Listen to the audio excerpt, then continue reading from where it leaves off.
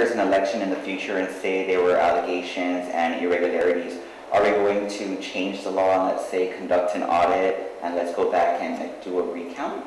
Yes, it should be. I think so. I think if there's a valid complaint, if there's valid reasons to go back and do an audit or do a recount, I think that needs to be done, and I think it's been done in the past. Committee Chair on Election Reform, Senator Dennis Rodriguez Jr. says, although there's an attempt to conduct an override on the vetoed Bill 413, he's calling for a special meeting to see what needs to be done to further ensure our future elections are carried out, quote, where it's transparent and where people are not disenfranchised, end quote.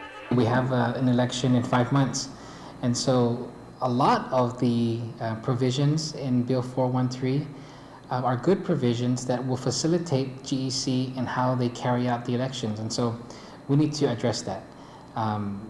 We just need to move forward, move past this impasse. As we reported, Governor Eddie Calvo vetoed the bill because of a provision that would require an audit of the 2010 general election. Calvo has repeatedly said the election was over and criticized Democrats for including the amendment, implying it was the work of Calvo's Democratic gubernatorial opponent and former Governor Carl Gutierrez. Gutierrez responded in a letter Thursday to Calvo saying he's made the issue about the two of them rather than about the thousands who were allegedly disenfranchised in the recent election.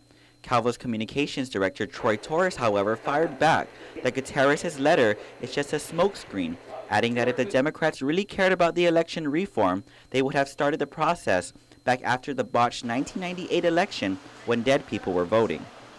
Former Senator Bob Klitzkie, meanwhile, has thrown his comments into the debate, saying Bill 413 isn't an election reform bill, rather it's the legislature acting as though it's a court of law wanting to take over the judicial and executive functions too.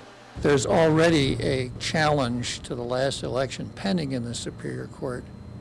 Legislature should pass bills, confirm legislative appointments, and appropriate money, not recast itself as a court.